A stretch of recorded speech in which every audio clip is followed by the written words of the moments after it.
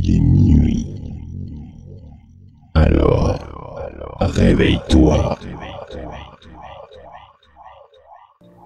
Et frère, pendant que le Seigneur me parlait, je pleurais tellement parce que je me suis rendu compte que l'église est remplie de tellement de choses.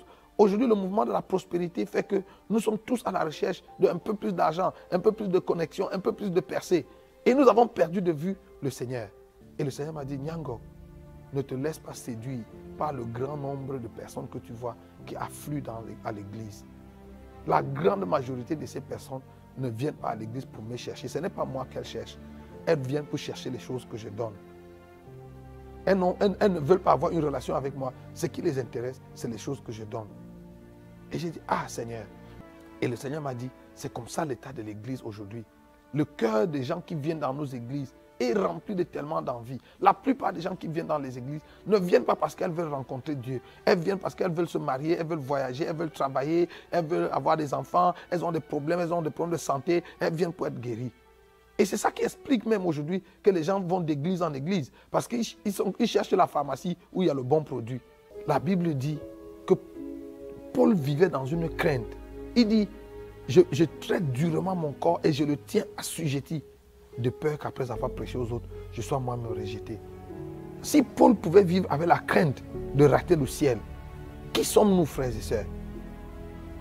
Quand j'ai vécu cette expérience, j'ai compris ce que l'apôtre Paul disait aux Galates. Il leur a dit, travaillez à votre salut avec crainte et tremblement. La question du salut de nos âmes est une question fondamentale, frères et sœurs. On ne peut pas badiner avec, on ne peut pas jouer avec. Et le Seigneur m'a dit, Judas, c'est écrit dans ta Bible, il est connu comme le fils de la perdition. Et même dans l'évangile de Jean au chapitre 13, le Seigneur Jésus l'a appelé un démon. Mais Judas, malgré son statut de fils de perdition et son statut de démon, a fait les miracles. Donc le Seigneur m'a dit, ne te laisse pas séduire par les miracles. Demande à l'église de prier pour avoir le discernement. Frère, il est possible qu'on soit dans l'église toute notre vie et qu'on rate l'enlèvement, qu'on rate le ciel.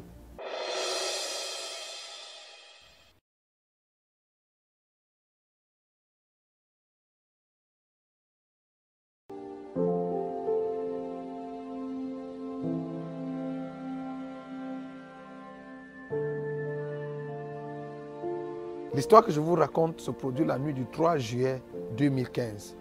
Après que nous ayons été dans un temps de prière et de jeûne, depuis avril 2012 que nous avons commencé à prier et à chercher Dieu, le Seigneur m'a divinement averti d'aller à Ashland.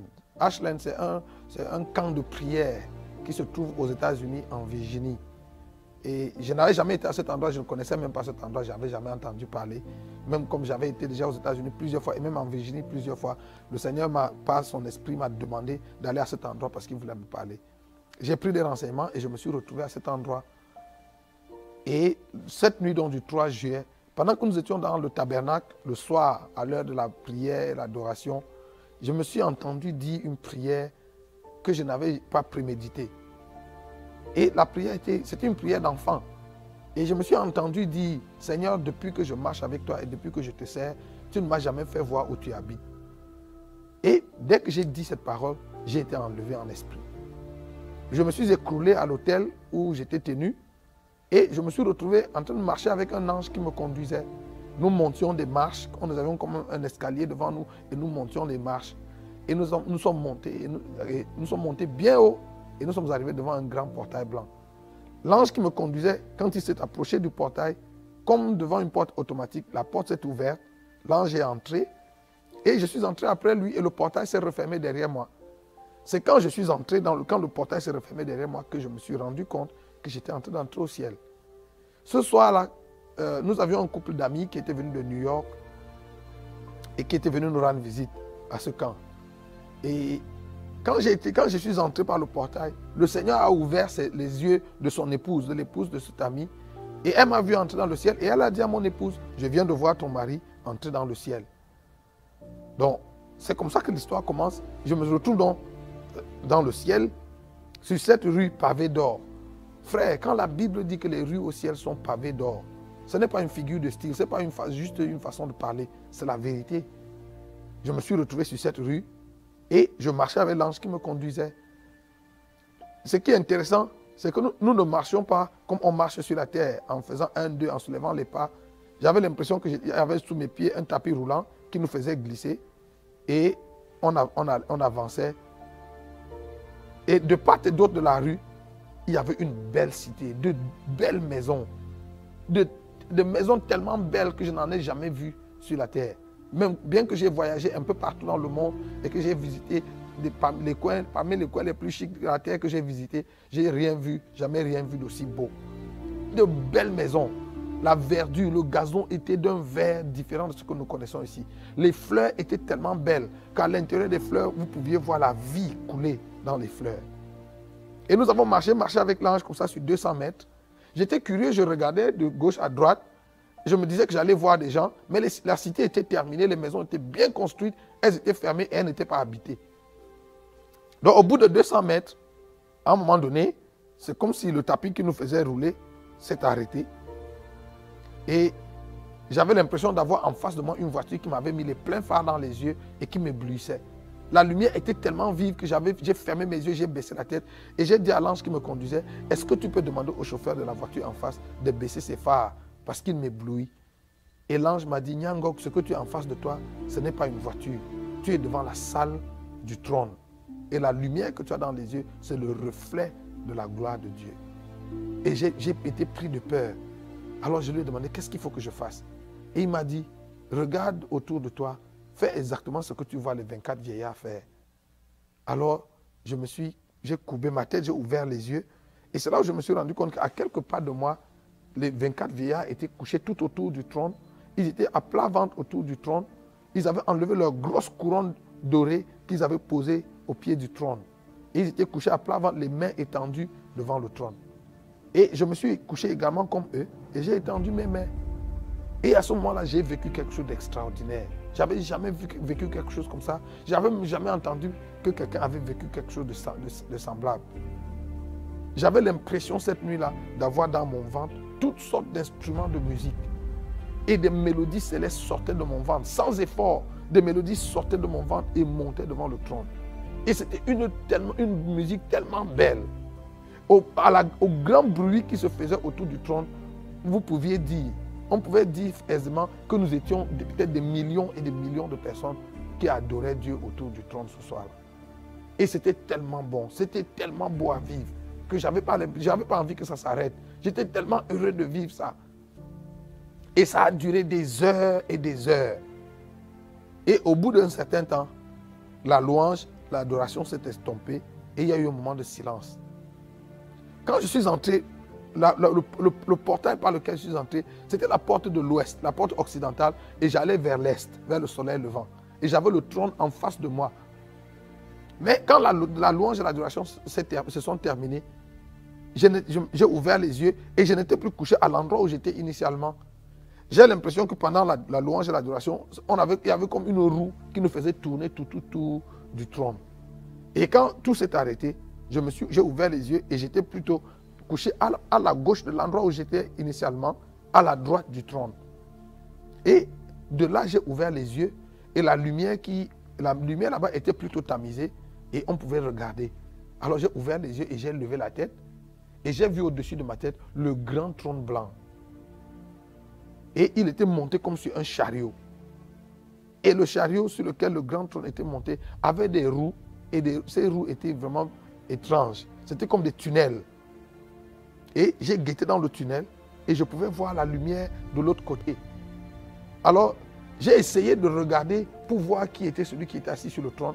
Mais du trône émanait une lumière impénétrable mais que je ne pouvais pas regarder. C'est comme essayer de regarder le soleil quand il brille dans sa force. Donc, je n'ai pas pu voir celui qui était sur le trône, mais j'avais conscience, je savais qu'il était là, mais je n'ai pas pu le voir de mes yeux. Alors, j'ai demandé à l'ange, est-ce qu'il est possible que j'entre dans le tunnel? Parce que je voulais aller voir ce qui se faisait de l'autre côté. J'avais l'impression que de l'autre côté, il y avait des gens, il y avait une activité qui se faisait là-bas. Et l'ange m'a regardé bizarrement et m'a dit, mais Nyangok, les gens ne passent pas souvent par ce tunnel. Pourquoi toi tu vas entrer dans le tunnel? Je lui ai dit, oh non, parce que je vois la lumière de l'autre côté. Et je me dis qu'il doit y avoir des gens là-bas. Je voudrais aller voir ce qui se passe. Et après une petite hésitation, l'ange m'a dit, exceptionnellement, je te laisse entrer. Alors je suis entré dans le tunnel. Initialement, j'avais l'intention d'aller voir ce qui se faisait de l'autre côté. Mais quand je suis arrivé au milieu du tunnel, exactement en dessous du trône, j'ai changé d'avis. Comme si j'avais entendu une voix qui me disait, mais Nyangok, tu jeûnais et tu priais, tu as jeûné et prié depuis toutes ces années parce que tu voulais voir Dieu. Et le voici assis sur le trône au-dessus de ta tête. Et tu veux le traverser pour aller satisfaire ta curiosité à regarder je ne sais pas quoi de l'autre côté. Alors j'ai changé d'avis, je me suis donc couché en dessous du trône, dans le tunnel en dessous du trône. Et j'étais tellement heureux d'être à cet endroit. Je me disais, waouh, finalement me voici. Je suis au ciel. Cette histoire que je lisais dans la Bible, que j'ai lue dans la Bible toutes ces années, donc c'est vrai. Et j'étais tellement heureux du privilège, de l'honneur que Dieu m'avait fait d'arriver à cet endroit. J'étais tellement heureux, je me disais, qu'est-ce que j'ai fait pour mériter un si grand honneur? Je me disais, combien d'hommes sur la terre, combien de serviteurs de Dieu, combien d'enfants de Dieu sur la terre n'ont jamais eu le privilège d'arriver à cet endroit. Et pendant que je me réjouissais donc du privilège que Dieu m'avait fait d'arriver jusque-là, j'ai entendu ma voix comme dans un haut-parleur.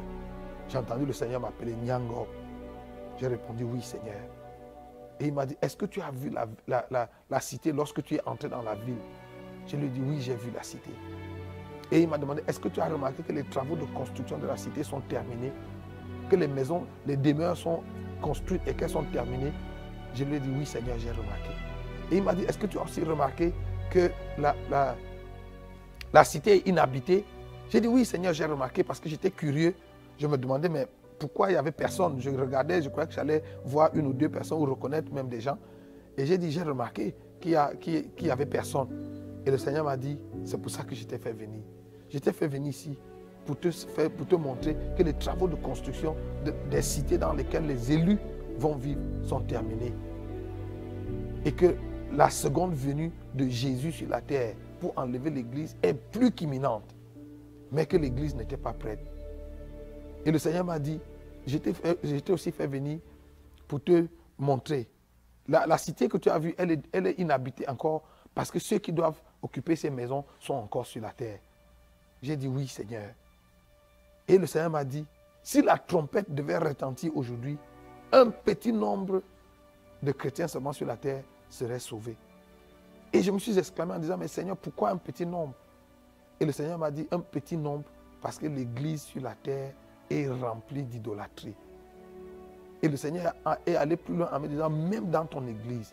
J'ai dit, non Seigneur, dans mon Église à Alpha Naomi, il n'y a pas d'idolâtrie. Nous n'avons pas de monument, nous n'avons pas de statue, nous ne nous prosternons pas devant un homme ou devant quoi que ce soit. Et le Seigneur m'a dit, l'idolâtrie qui est dans l'Église aujourd'hui n'est pas seulement l'idolâtrie des monuments ou des statues devant lesquelles les gens se prosternent. Le Seigneur m'a dit, l'idolâtrie qui est dans l'Église aujourd'hui se trouve dans le cœur de mon peuple. Et cette idolâtrie est cultivée et entretenue par vous, les serviteurs de Dieu. Vous savez, quand le Seigneur a commencé à me dire ça, j'ai commencé à pleurer. Et j'ai dit, Seigneur, s'il y a l'idolâtrie dans mon Église, ça veut dire que toi et moi, nous n'avons pas la même définition de l'idolâtrie. Nous n'avons pas la même définition de ce qu'est une idole. Est-ce que tu peux me dire, d'après toi, ce que tu appelles une idole? Et le Seigneur m'a dit, l'idole, d'après moi, c'est toute chose qui discute avec moi la place ou l'attention dans le cœur de mon peuple. Tout ce qui discute la place avec Dieu dans notre cœur, tout ce qui discute l'attention avec Dieu dans notre cœur est une idole. Et quand le Seigneur m'a montré cela, j'ai commencé à pleurer. Et le Seigneur m'a dit, je t'ai fait venir ici, mais je te renvoie sur la terre pour que tu ailles parler à tes frères, aux serviteurs de Dieu, aux servantes de Dieu, que tu ailles partout où il y a des hommes et que tu parles à mes serviteurs. Je lui ai demandé, Seigneur, comment est-ce que nous avons cultivé l'idolâtrie dans le cœur de ton peuple? Et le Seigneur m'a dit, parce que vous, mes serviteurs, vous avez changé le message. Vous avez quitté le message original, le message essentiel de l'évangile. Aujourd'hui, vous prêchez les choses que vous aimez, les choses que les gens aiment entendre. Et j'ai demandé au Seigneur, alors Seigneur, c'est quoi le message? Le Seigneur m'a dit, le message de l'évangile, c'est Christ, c'est Jésus-Christ et Christ crucifié et rien d'autre. Et le Seigneur m'a dit, peu importe ce que vous prêchez, peu importe ce que tu prêches, si ce n'est pas ancré en Christ et en Christ crucifié, si ça n'a pas pour socle ou pour centre Jésus-Christ et Jésus-Christ crucifié, tu es à côté de la plaque. Et le Seigneur m'a dit, je suis fâché de vous, mes serviteurs, vous les prédicateurs, Parce que c'est vous qui avez détourné les regards du peuple de moi. Et je me suis rappelé de cette parole de l'apôtre Paul dans Colossiens chapitre 3. L'apôtre Paul dit, si vous êtes ressuscité avec le Christ, recherchez les choses d'en haut où Christ est assis à la droite de Dieu. Affectionnez-vous aux choses qui sont en haut et non à celles qui sont sur la terre. Et le Seigneur m'a dit, c'est vous qui avez baissé les regards de mon peuple des choses d'en haut pour les mettre sur les choses de la terre. Parce que vos messages, tous vos messages et toutes vos prophéties tournent autour de Dieu va te donner le mari, Dieu va te donner le travail, Dieu va te donner ceci. Et le Seigneur m'a dit, et je n'ai pas un problème à donner ça à mon peuple. Sauf que c'est à ça que vous les avez conduits. C'est à ça que vous avez tourné leur regard. Et mon peuple a enlevé les yeux de moi et des choses d'en haut pour les fixer sur les choses de la terre. Le Seigneur m'a dit, je t'envoie pour que tu ailles parler à mes serviteurs et à mes servantes et appelle-les à revenir au message, à l'essentiel du message. Le message de l'évangile doit être centré sur Christ et centré sur le calvaire. Et frère, pendant que le Seigneur me parlait, je pleurais tellement parce que je me suis rendu compte que l'église est remplie de tellement de choses. Aujourd'hui, le mouvement de la prospérité fait que nous sommes tous à la recherche d'un peu plus d'argent, un peu plus de connexion, un peu plus de percée.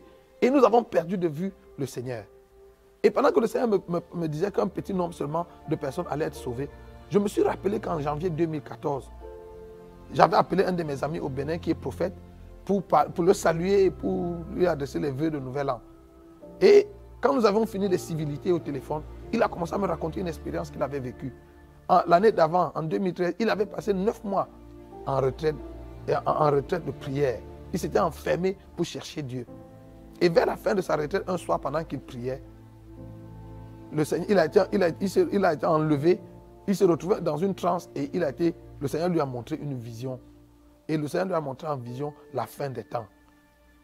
Le Seigneur avait rassemblé les habitants de la terre à un coin et le royaume des cieux était de l'autre côté. Et entre la terre et le royaume des cieux, il y avait un pont, comme une passerelle. Et en dessous de ce pont, il y avait l'étang ardent de feu. Et d'après la vision qu'il a eue, le Seigneur faisait l'appel. Il appelait les hommes les uns après les autres. Et quand c'était votre tour, quand vous entendiez votre nom, vous veniez sur le pont. Et dès que vous montiez sur le pont, il y avait c'était comme un pont électrique qui vous faisait avancer sans que vous fassiez un effort. Et le Seigneur commençait à vous raconter l'histoire de votre vie. Et plus le Seigneur vous parlait des choses que vous aviez faites sur la terre, plus vous avanciez graduellement vers le royaume des cieux. Et si le Seigneur finissait de parler et que vous n'aviez pas traversé, le pont s'ouvrait et vous tombiez dans le feu. Et il me dit que les 1000 premières personnes qui ont été appelées, 2 seulement sont entrées dans le royaume des cieux. Et il était la 1001e personne que le Seigneur a appelée. Et quand le Seigneur l'a appelé, le Seigneur lui a dit, lui a donné son nom, tu es prophète, tu as voyagé dans les nations du monde, tu as implanté les églises, tu as prêché dans les conférences, dans les campagnes d'évangélisation, dans les croisades, dans les séminaires, ainsi de suite. Tu as fait toutes ces choses pour moi. Et il répondait, oui Seigneur, oui Seigneur. Et il avançait, et il avançait. Et il dit qu'il était à 2 pas de franchir le pont pour entrer dans le royaume des cieux quand le Seigneur lui a dit, malheureusement, toutes ces choses, tu les faisais pour toi et non pour moi. Et le pont s'est ouvert et il est tombé dans le feu. Et c'est à ce moment qu'il est sorti de la vision. Et quand il est sorti de cette vision, le Seigneur a commencé à lui parler de la seconde venue de Jésus et de la fin des temps qui était proche. Donc il me raconte la vision et il me l'a raconté en pleurant au téléphone. Et il m'a dit, mon frère Pierre, il faut qu'on commence à prêcher le retour du Seigneur, qu'on commence à préparer l'église au retour du Seigneur. Il dit, le Seigneur m'a montré l'enlèvement, le Seigneur m'a montré la fin des temps. Et le Seigneur m'a montré que moins de 2% des chrétiens seulement sur la terre vont être sauvés. Quand il me l'a dit ce jour-là, dans ma pensée, je me suis dit, ah frère, je comprends que pas beaucoup de gens vont être sauvés, mais de là à dire que moins de 2%, je me disais que même un dixième, même la dîme, ou même 20%, moins de 2%, en tout cas le chiffre me paraissait trop peu, trop petit. Alors, mais je ne le lui ai pas dit, ça c'était ma réflexion. Et puis j'étais à mon épouse, on a écouté, il nous a raconté la vision qu'il avait eue. Et puis après on a commenté, on a dit, ah bon, vraiment, il faut qu'on se prépare vraiment pour le retour du Seigneur. Mais 2%, moi je ne suis pas sûr. Donc ce jour-là, pendant que j'étais couché dans le tunnel, et j'ai demandé au Seigneur, mais pourquoi un petit nombre? Alors que dans toutes les nations, il y a des églises qui poussent, des grandes églises qui poussent, et des milliers de gens, beaucoup plus de personnes viennent dans les églises pour prier, pour te chercher. Et le Seigneur m'a dit, Nyango, ne te laisse pas séduire par le grand nombre de personnes que tu vois qui affluent à l'église. La grande majorité de ces personnes ne viennent pas à l'église pour me chercher. Ce n'est pas moi qu'elles cherchent. Elles viennent pour chercher les choses que je donne. Elles ne veulent pas avoir une relation avec moi. Ce qui les intéresse, c'est les choses que je donne. Et j'ai dit, ah Seigneur. Mais quand ces gens viennent quand même prier et te demander ces choses, tu les leur donnes. Et le Seigneur m'a dit, oui, je le leur donne parce que je suis un Dieu généreux. Et il m'a dit, Nyangok, ne te trompe pas. Je ne donne pas qu'aux chrétiens. Je donne aux chrétiens, je donne aux musulmans, je donne aux bouddhistes, je donne aux païens, je donne aux athées. Je fais lever mon soleil sur les justes et sur les méchants. Je fais pleuvoir sur les justes et sur les méchants. C'est vous les prédicateurs qui avez donné l'impression que Dieu ne donne qu'aux chrétiens. Et que quand Dieu nous donne les choses que nous lui demandons, c'est la preuve que Dieu est d'accord avec nous, que Dieu approuve de notre façon de vivre. Le Seigneur m'a demandé, Nyangok, est-ce que tous les hommes riches de la terre que tu connais sont des chrétiens? Je lui ai dit non. Il m'a dit, dans ton pays, tous ceux qui sont au pouvoir, ceux qui gouvernent, ceux qui dirigent ton pays, est-ce qu'ils sont tous des chrétiens? Je lui ai dit non. Il dit, mais est-ce que ce n'est pas écrit dans ta Bible que toute autorité vient de Dieu? J'ai dit oui, c'est écrit comme ça. Et le Seigneur m'a dit, c'est moi qui leur ai donné le pouvoir. C'est moi qui les ai rendus riches. Ils voulaient la richesse, je leur ai donné la richesse. Ils voulaient le pouvoir, je leur ai donné le pouvoir. Mais pour autant, ils ne sont pas mes enfants. Ils ne sont pas en règle avec moi. Et s'ils meurent dans l'état où ils sont, et s'ils ne se réconcilient pas avec moi, s'ils ne se répandent pas, ils vont aller en enfer. Bien que pendant leur vie sur la terre, je leur ai donné argent, pouvoir, ainsi de suite. Et là, j'ai commencé à pleurer. Et le Seigneur m'a dit, dans ma nature de Dieu généreux, je sais partager. Et le Seigneur m'a montré un texte. Je suis sûr que j'avais déjà lu ce texte en passant, mais ce jour-là, ce texte a pris une autre dimension. Le texte c'est Exode 34, verset 14. Le texte dit, tu ne te prosterneras pas devant un autre Dieu, ou tu n'adoreras pas un autre Dieu, car l'Éternel, ton Dieu, porte le nom de jaloux. Il est un Dieu jaloux. Frère, je connaissais les noms de Dieu, mais je ne savais pas que Dieu portait le nom, qu'il n'était pas seulement jaloux, mais qu'il portait le nom de jaloux. Et le Seigneur m'a dit, dans ma nature de Dieu jaloux, je ne sais pas partager. Je ne sais pas cohabiter. Dès qu'il y a une situation de cohabitation ou de partage dans le cœur d'un de mes enfants, entre moi et quelque chose d'autre, je cède la place à cette chose et je me retire sur la pointe des pieds. Et pendant que le Seigneur me disait cela, je comprenais pourquoi, je comprenais cette citation qu'on a souvent utilisée à l'église et qui dit, si Jésus n'est pas Seigneur de tout, il n'est pas Seigneur du tout. Vous savez, Jésus est comme un enfant capricieux. Vous connaissez les enfants capricieux ou les fils uniques. Il veut que maman lui donne tout. Si maman lui donne un beignet alors qu'il voulait avoir deux, il ne prend pas, il jette le beignet. Je me rendais compte que le Seigneur est un peu comme ça. Si vous ne lui donnez pas, Jésus ne veut pas 80% ou même 95% ou 99% de notre cœur. Il veut notre cœur à 100% et il ne veut pas le partager. Il me dit, dans ma nature de Dieu jaloux, je ne sais pas partager. Et dès qu'il y a une situation de partage, je cède la place et je me retire sur la pointe des pieds. Et pendant que le Seigneur me parlait, il m'a montré un frère que je connais, un serviteur de Dieu, qui est actif dans le ministère. Il m'a dit, regarde ce frère. Tu le connais? Non, j'ai dit oui, je le connais. Il m'a dit, regarde son cœur. Et pendant que le Seigneur me parlait, j'ai vu le frère devant moi et il était transparent à mes yeux. Et j'ai regardé dans son cœur et son cœur était rempli de toutes sortes d'ambitions, de toutes sortes de convoitises, d'envie des choses de cette terre. Son cœur était encombré de tout cela. Et le Seigneur Jésus était tenu derrière lui. Et le Seigneur m'a dit, tu as vu, son cœur est tellement plein de choses qu'il n'y a pas de place pour moi. Il y a longtemps qu'il s'est déconnecté de moi et il ne se rend même pas compte. Et le Seigneur m'a dit, je suis tenu derrière lui et depuis, je toque à la porte de son cœur, essayant de revenir.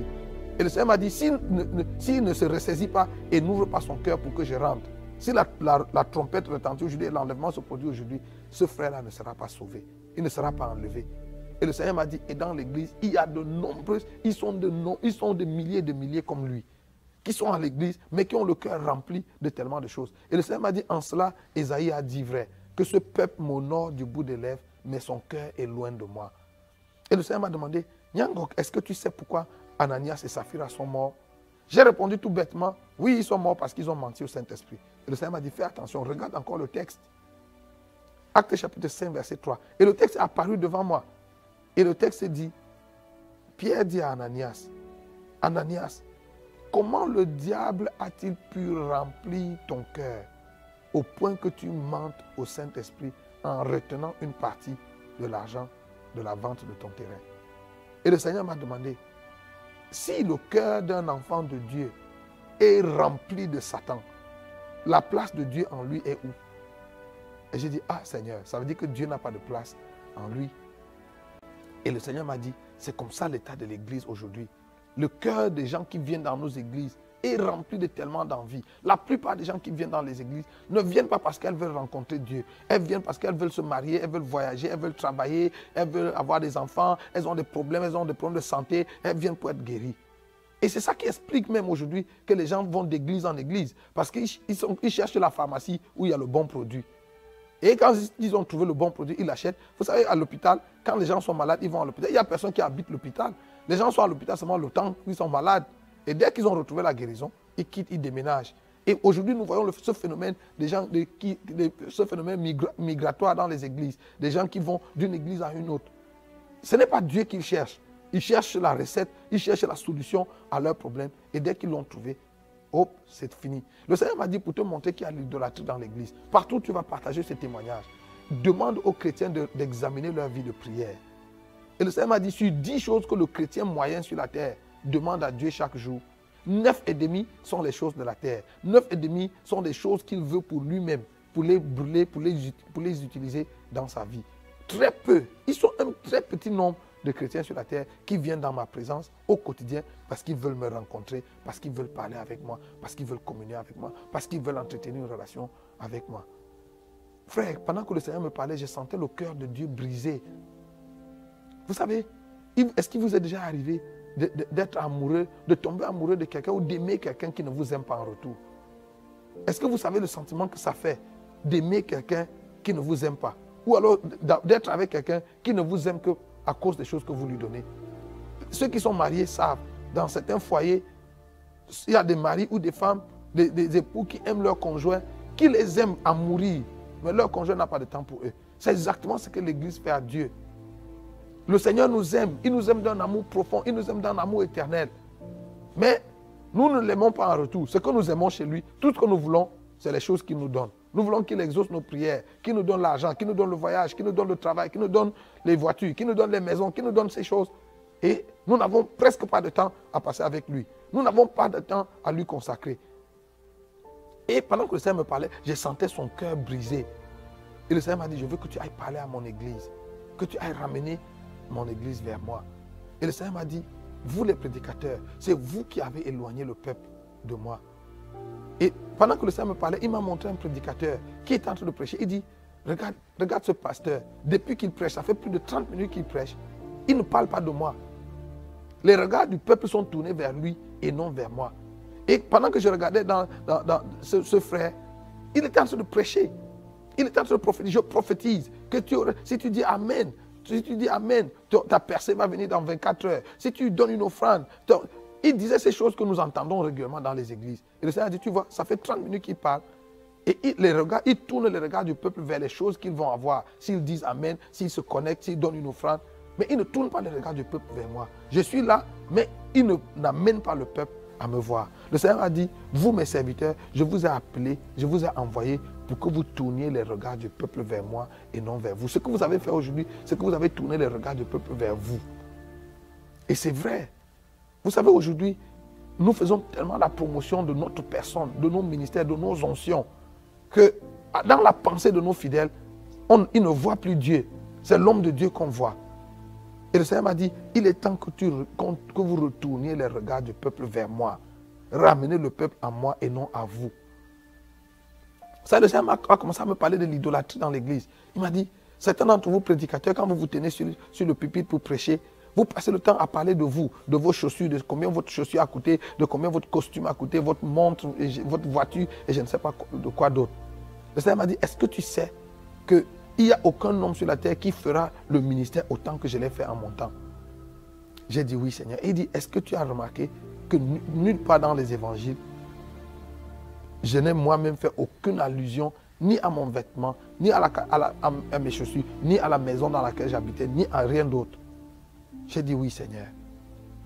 Et je lui ai demandé pourquoi. Il m'a dit parce que ça ne faisait pas partie du message. Frères et sœurs, est-ce que vous vous rendez compte? Et c'est ce jour-là que je me rendais compte que mais Jésus n'était pas vêtu de haillons. Hein. les habits que Jésus portait étaient la griffe, c'était les habits, le haut de gamme de son époque. Mais c'est le jour où Jésus est mort que nous avons tous su que Jésus ne s'habillait pas, il ne mettait pas sur lui n'importe quel habit.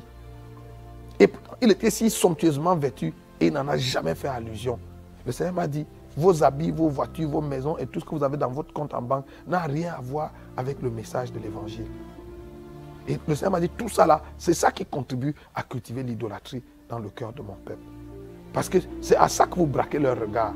Et ils s'engagent à courir après ces choses parce qu'ils se disent que s'ils les ont, c'est le signe que Dieu a avec eux. Frères et sœurs, le Seigneur a commencé à me montrer les églises. Et le Seigneur m'a dit, regarde, il m'a amené en Afrique, il m'a montré les églises d'Afrique, les églises d'Amérique, d'Europe, d'Asie. Certaines de ces églises étaient tellement grandes que du pupitre, vous pouviez à peine voir la fin de la foule. Et dans certaines de ces églises, des miracles se produisaient, des guérisons extraordinaires. Il y avait des signes et des prodiges qui se faisaient dans ces églises. Et le Seigneur m'a dit, regarde où je me trouve. Le Seigneur était tenu dehors. Il n'avait pas de place dedans. Et j'ai dit, Seigneur, comment des miracles de cette nature peuvent s'opérer dans une église où tu n'es pas? Le Seigneur m'a dit, oui, c'est écrit dans ta Bible. Au dernier jour, plusieurs viendront et diront, Seigneur, nous avons prophétisé en ton nom. Nous avons chassé les démons en ton nom. Nous avons guéri les malades en ton nom. Et je leur dirai, oui, vous avez fait tout cela, mais retirez-vous de moi, vous qui commettez l'iniquité, car je ne vous ai jamais connu. Le Seigneur m'a dit, c'est possible. Et il m'a dit, Nyangok, fais attention afin de ne pas être séduit. Parce qu'aujourd'hui sur la terre, il y a beaucoup d'ouvriers d'iniquité qui sont des faiseurs de miracles. Et des foules nombreuses les suivent, mais ils les conduisent à la perdition. Le Seigneur m'a dit, ce n'est pas parce qu'un homme de Dieu fait des miracles et fait des guérisons qu'il est forcément de Dieu. C'est écrit dans la Bible que plusieurs faux prophètes viendront et ils feront tellement de grands miracles qu'ils feront même descendre le feu du ciel.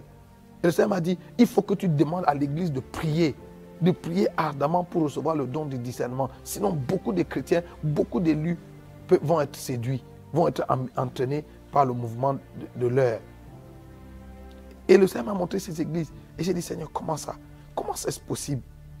Et le Seigneur m'a dit, souviens-toi, lorsque les enfants d'Israël sont sortis d'Égypte, après la traversée de la mer Rouge, l'idolâtrie est entrée dans le camp d'Israël. Et Israël a commencé à murmurer contre Dieu et contre Moïse chaque jour, parce qu'ils se souvenaient des concombres et des oignons d'Égypte. Et ils ont tellement provoqué la colère de Dieu que Dieu a juré dans sa colère que ce peuple n'entrera pas dans son repos. Et le Seigneur m'a dit, ce jour-là, quand j'ai juré que ce peuple n'entrera pas dans mon repos, je me suis retiré du camp d'Israël. Mais quand Dieu s'est retiré, frères et sœurs, il n'a pas enlevé la colonne de nuée et la colonne de feu. La colonne de nuée était les symboles, les artifices de la présence de Dieu qui les accompagnait dans le désert. Dieu a laissé les symboles de sa présence, les artifices de sa présence au milieu du camp d'Israël, mais lui-même n'était pas là. Souvenez-vous que c'est conduit par cette colonne de nuée et cette colonne de feu que les enfants d'Israël ont marché, ont tourné en rond pendant 40 années dans le désert jusqu'à ce qu'ils soient tous morts. Ils étaient dans cette présence, dans cette nuée qui symbolise la présence de Dieu, mais ils sont tous morts. Aucun d'eux n'est entré dans la terre promise. Et le Seigneur m'a dit, tu te souviens d'Élie? Dans 1 Roi chapitre 18, Élie était sur la montagne de Dieu. Et la Bible dit que Dieu a fait venir le feu. Et Élie a dit, certainement l'Éternel est dedans. Et l'Éternel n'était pas dans le feu. Et l'Éternel a fait venir le vent, a fait venir un tourbillon. Et l'Éternel n'était pas dedans. L'Éternel a même fait venir un tremblement de terre. Et l'Éternel n'était pas dedans. Ensuite, l'Éternel est venu dans une petite et douce voix. Et le Seigneur m'a dit, Nyangok, fais attention. Tu peux avoir sur la terre un ministère de feu, un ministère de tourbillon et un ministère qui provoque des tremblements de terre et rater Dieu. Tu peux avoir ce ministère, on peut avoir un ministère de feu. Aujourd'hui, nous voyons ça dans les églises. Tout le monde crie le feu de Dieu. Et on peut avoir un ministère de feu et ne pas avoir Dieu. On peut avoir un ministère puissant sur la terre et rater Dieu. Vous savez, quand j'ai vécu cette expérience, c'est là où j'ai compris l'apôtre Paul. Cet homme qui avait vu le 3e siècle, qui est allé jusqu'au 3e siècle, qui avait vu et entendu des choses qui sont difficiles pour le langage humain de reproduire. La Bible dit que Paul vivait dans une crainte. Il dit, je traite durement mon corps et je le tiens assujetti, de peur qu'après avoir prêché aux autres, je sois moi-même rejeté. Si Paul pouvait vivre avec la crainte de rater le ciel, qui sommes-nous, frères et sœurs? Vous savez, j'ai compris, quand j'ai vécu cette expérience, j'ai compris ce que l'apôtre Paul disait aux Galates. Il leur a dit, travaillez à votre salut avec crainte et tremblement. La question du salut de nos âmes est une question fondamentale, frères et sœurs. On ne peut pas badiner avec, on ne peut pas jouer avec. Vous savez, l'apôtre Paul, qui a vécu ces grandes expériences, avait une crainte dans son cœur. La crainte de ne pas rater le ciel.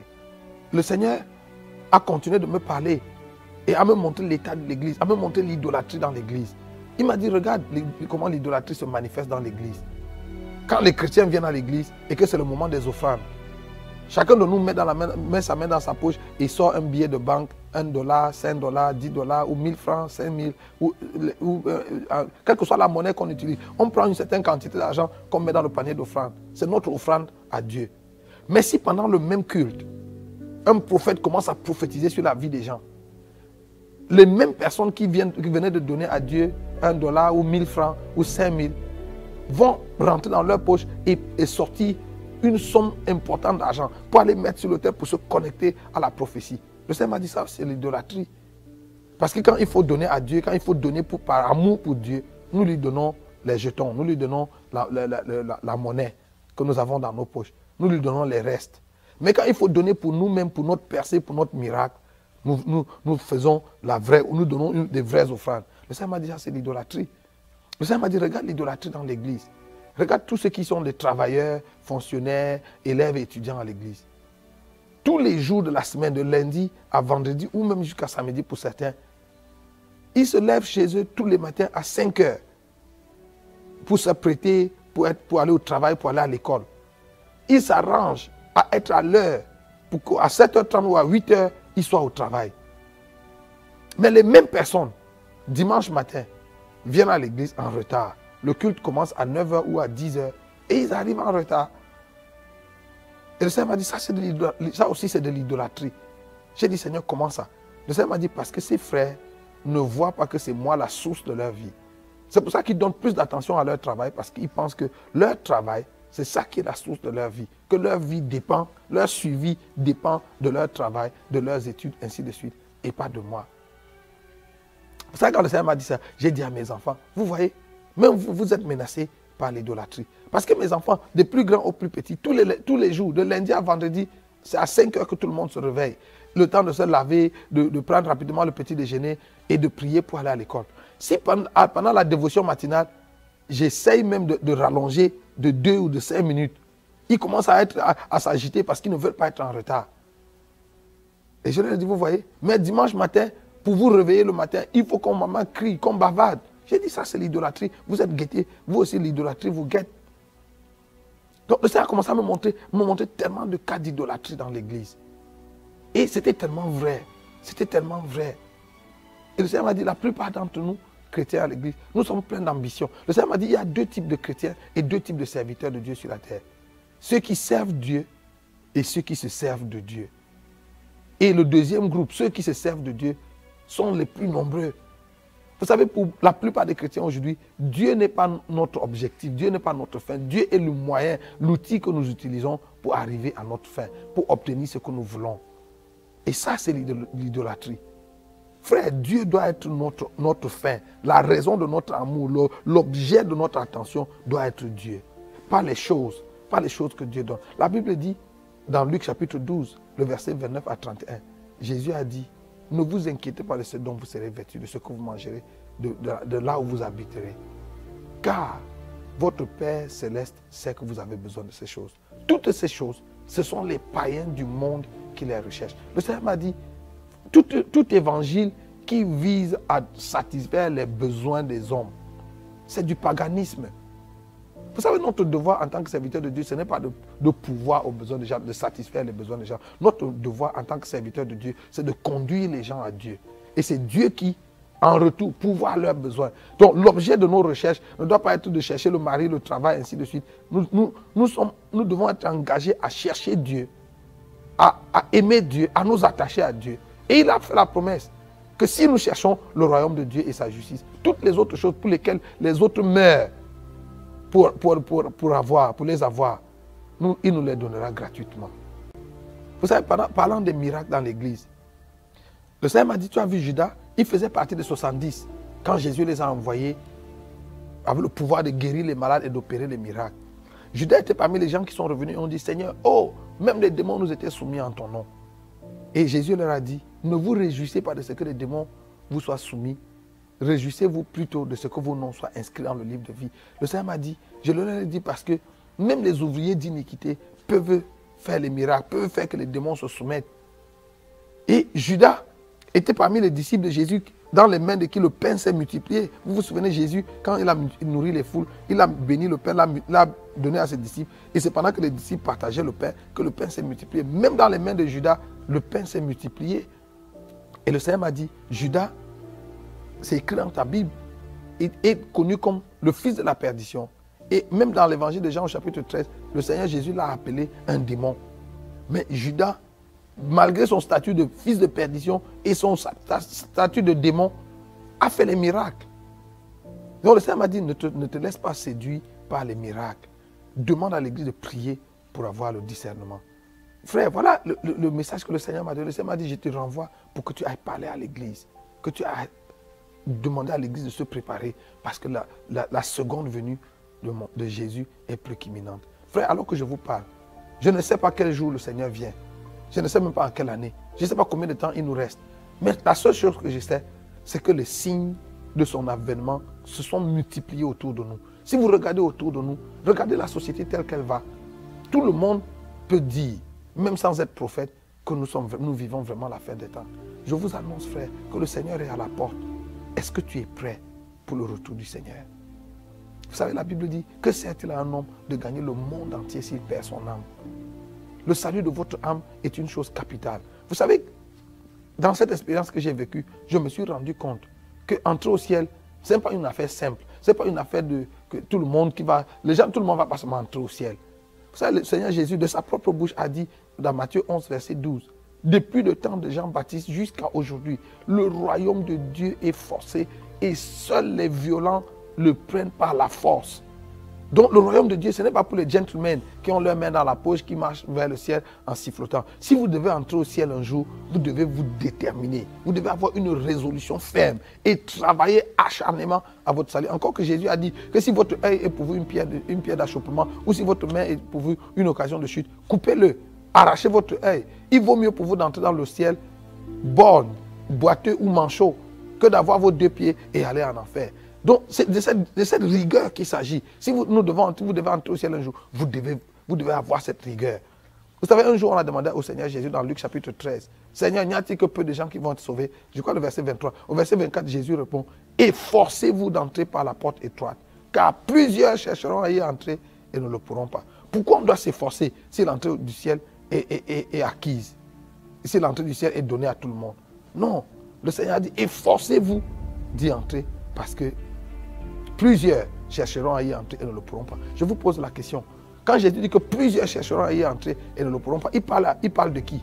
Jésus ne parle pas là des gens du monde. Parce que les gens du monde ne cherchent pas à entrer dans le royaume des cieux. C'est nous qui sommes à l'église qui cherchons à entrer dans le royaume de Dieu. Et le Seigneur a dit, plusieurs chercheront à entrer et ne le pourront pas. En d'autres termes, il n'y a que très peu qui entreront. Aujourd'hui, alors que tu écoutes ce message, le Seigneur t'interpelle à travailler pour être parmi les gens qui vont entrer au ciel. Vous savez, ce message vient comme une sonnette d'alarme pour nous réveiller, pour que nous puissions nous examiner nous-mêmes. Regarde au fond de ton cœur, quelles sont les idoles qu'il y a dans ton cœur? Quelles sont ces choses auxquelles tu es attaché, qui te détournent de la voie de Dieu, qui te détournent du Seigneur, qui font que Dieu est devenu une chose secondaire ou devenu seulement un élément de décor dans ta vie et pas la chose essentielle. Vous savez, si nous ne faisons pas de Jésus la chose essentielle, nous sommes menacés, nous sommes sur le chemin qui mène à la perdition. Le Seigneur a dit, ce ne sont pas tous ceux qui me disent Seigneur, Seigneur, qui entreront dans le royaume des cieux. C'est celui-là seul qui fait la volonté de mon Père qui est dans les cieux. Frère, alors que je vous parle maintenant, il y a 5 sœurs en Christ qui brûlent en enfer. La Bible les appelle les vierges folles. Ces vierges folles étaient des sœurs en Christ. Elles étaient vierges. Ça dit qu'elles n'avaient jamais connu d'adultère, elles n'avaient jamais commis de fornication, elles n'avaient jamais commis de péchés graves, de gros péchés comme on les appelle aujourd'hui. C'était des femmes consacrées qui avaient vécu une vie chaste, une vie sobre, mais qui à la dernière minute ont raté l'enlèvement et se sont retrouvées dehors, là où il y a les pleurs et les grincements des dents. Frère, il est possible qu'on soit dans l'église toute notre vie et qu'on rate l'enlèvement, qu'on rate le ciel.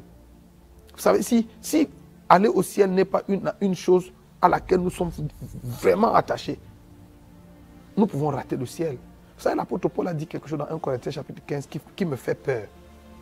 L'apôtre Paul a dit, frère, je vous rappelle l'évangile que je vous ai annoncé, auquel vous avez cru et dans lequel vous avez persévéré et par lequel vous serez sauvés si. Et il dit, si vous le retenez dans les termes dans lesquels je vous l'ai annoncé. Il est possible d'avoir entendu l'évangile, d'avoir cru en l'évangile, d'avoir persévéré en l'évangile et de rater le salut. Si nous ne retenons pas l'évangile dans les termes dans lesquels l'évangile nous a été annoncé. La question du salut est une question fondamentale, une question capitale. Vous savez, ce qu'il y a de plus dangereux avec l'enfer, c'est que sur la terre, quand vous commettez un crime, on vous traduit en justice. Et c'est le magistrat qui, après avoir écouté, après avoir examiné l'offense que vous avez commise, décide de la peine qui va vous être infligée. En fonction de la gravité de ce qui vous est reproché, vous allez être condamné à 6 mois, à 1 an, à 5 ans, à 10 ans, à 20 ans, peut-être à prison à vie ou même à la peine capitale. Mais vous savez, en enfer, ça ne se passe pas comme ça. L'enfer, la peine, la sentence est déjà connue. La sentence est la même pour tout le monde. Petit pécheur, grand pécheur, vous avez commis vous avez dit seulement un petit mensonge, ou alors quelqu'un qui a tué tout un pays, qui a décimé des millions de personnes comme Hitler. La sentence est la même pour tout le monde. L'enfer, c'est la condamnation éternelle, la perdition éternelle.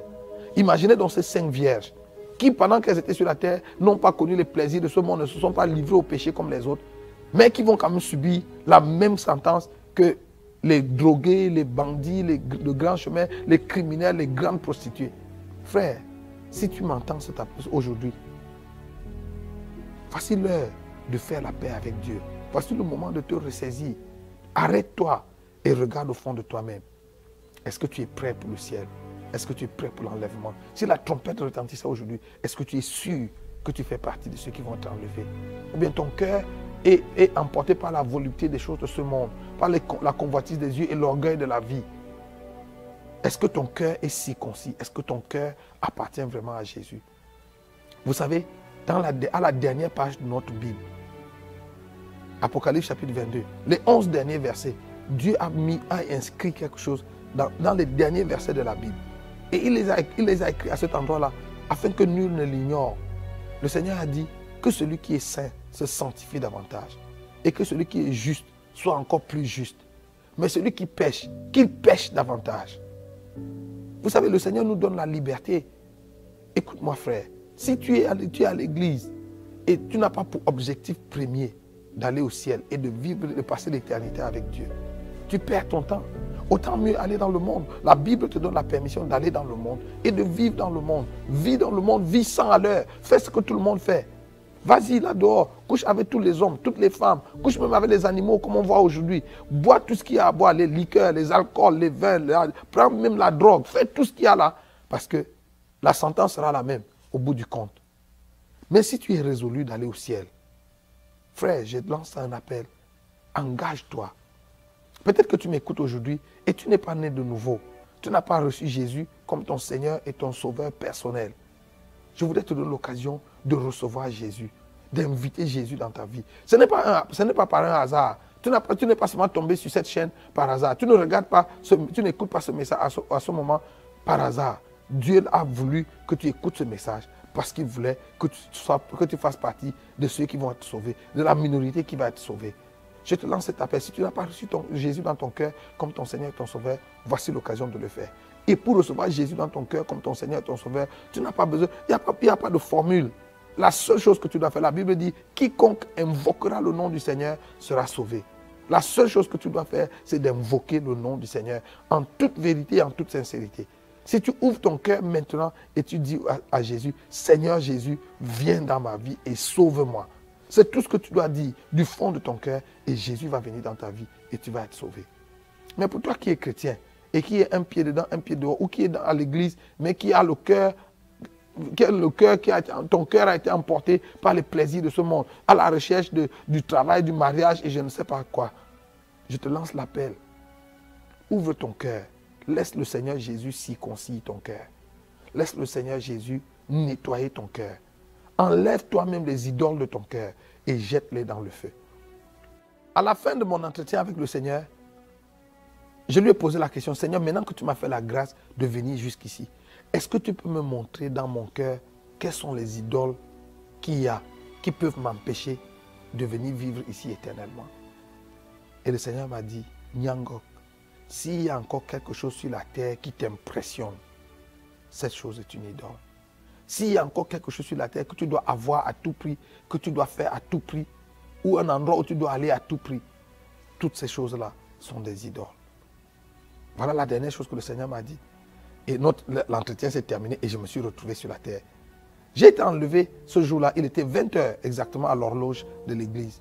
Et je suis revenu sur la terre à 3 h le matin. Ce que j'essaie de vous dire en quelques minutes a duré 7 heures d'horloge. Et pendant les 7 heures, le Seigneur m'a parlé non-stop. J'ai tellement pleuré. Vous savez, quand je suis revenu dans mon corps sur la terre, j'étais couché. On m'avait transporté de l'église et mon épouse m'avait ramené dans la chambre, aidé par les amis. Et j'étais couché sur le lit et mon oreiller, l'oreiller sur lequel j'avais posé ma tête, était trempé de larmes. J'avais tellement pleuré. J'avais tellement pleuré parce que je me rendais compte, non seulement de la condition générale de l'église, mais je me rendais compte qu'on peut avoir été en Christ toute sa vie. Comme moi, j'ai accepté Jésus, j'avais 16, 17 ans. On peut avoir été en Christ toute sa vie et rater l'enlèvement le moment venu. Et j'avais tellement pleuré. Le Seigneur m'a dit, s'il y a encore quelque chose qui t'impressionne. Aujourd'hui dans l'église, nous avons des gens qui doivent se marier à tout prix, qui doivent voyager à tout prix, qui doivent construire leur maison à tout prix, qui doivent faire tellement de choses à tout prix. Frère, tout ça c'est de l'idolâtrie. Vous savez, notre objectif doit être d'aimer Jésus et de marcher avec Jésus et de vivre avec Jésus et d'aller être avec Jésus au ciel. Si chemin faisant, il nous donne des voitures, il nous donne un mari, il nous donne une épouse, il nous donne des enfants, il nous donne l'argent, il nous donne ci ou ça, c'est bien. Mais s'il ne nous les donne pas, notre objectif ne change pas. Nous avons notre pensée résolue d'aller vivre avec Dieu au ciel. Vous savez, un jour, j'ai partagé ce message dans une conférence, dans une grande conférence au Cameroun. Et après ça, un pasteur est venu me voir pour me dire qu'il n'était pas d'accord avec le message que je prêche. Et parce que d'après lui, ce message ne vient pas de Dieu. Je lui ai dit, en tout cas, tu n'es pas obligé d'être d'accord. Mais je lui ai dit, si je te posais la question, pourquoi tu n'es pas d'accord, que me dirais-tu? Quelles sont tes raisons? Il me dit 2 raisons principales. La première raison, c'est que ce message fait peur aux gens. Quand les gens l'écoutent, ce message suscite la peur en les gens. Et pourtant, la Bible dit que Dieu ne nous a pas donné un esprit de peur. Et je lui ai dit, pasteur, si vous êtes vraiment chrétien, et on vous annonce que Jésus va revenir dans les 2 heures qui suivent, et ça ne suscite pas vous un sentiment de peur, ça ne vous pousse pas à vous arrêter un moment et à vous examiner, à scruter votre vie pour voir si vous êtes en règle. C'est qu'il y a longtemps, vous êtes déjà en enfer, vous êtes déjà perdu il y a longtemps. En tout cas, moi je pense qu'un chrétien normal, si on lui dit, s'il écoute un message comme celui-ci qui annonce que Jésus revient, ça devait susciter un sentiment, pas de peur, mais de crainte. La crainte de Dieu doit s'emparer de nous en nous disant, est-ce que je suis prêt pour le retour du Seigneur? Surtout que le Seigneur Jésus a dit, quand le Fils de l'homme reviendra, trouvera-t-il la foi sur la terre? C'est une question grave. Et je lui ai demandé, quelle est ta deuxième raison? Il dit, sa deuxième raison de penser que ce message ne vient pas de Dieu, c'est parce que le pourcentage qu'on annonce, le pourcentage des gens qui vont être sauvés qu'on annonce est trop petit. Je lui ai dit, frère, tu sais quoi, à moi, le Seigneur ne m'a pas donné un pourcentage, le Seigneur ne m'a pas donné un chiffre. Mais si je devais même me référer aux Saintes Écritures, aujourd'hui, je suis convaincu que les 2% que mon ami a annoncé sont même un chiffre plus grand, sont même un pourcentage très grand. Pourquoi? 2 choses. Dans l'Ancien Testament, Moïse a sorti environ 3 millions d'hommes d'Égypte. Et des 3 millions qui sont sortis d'Égypte avec Moïse, 2 seulement sont entrés. Si vous avez une congrégation de 3 millions de personnes et 2 seulement arrivent à la terre promise, c'est quel pourcentage? C'est 0,00000. Et dans le Nouveau Testament, un jour on a posé la question à Jésus sur la fin des temps et l'avènement du Fils de l'homme. Il a dit, il en sera de l'avènement du Fils de l'homme comme il en était au jour de Noé. Et au jour de Noé, la Bible dit que les gens mangeaient, buvaient, se mariaient et mariaient leurs enfants. C'est ce qui se passe aujourd'hui. Le mariage a pris une place tellement prépondérante dans l'église aujourd'hui que beaucoup de chrétiens sont prêts de compromettre leur foi parce qu'ils veulent se marier. Et regarde, au jour de Noé, 8 personnes seulement ont été sauvées. 8 personnes seulement sont entrées dans l'arche. Le reste de la création de l'époque de Noé, hommes et animaux, a péri. Je ne sais pas combien d'hommes il y avait sur la terre au temps de Noé. Mais si Dieu a sauvé 8 personnes, supposons même qu'il y avait 100 millions de personnes sur la terre à cette époque. Même si on prend seulement 5 millions de personnes ou 10 millions de personnes, et que sur les 10 millions qu'il y avait sur la terre au jour de Noé, 8 seulement ont été sauvés. C'est quel pourcentage?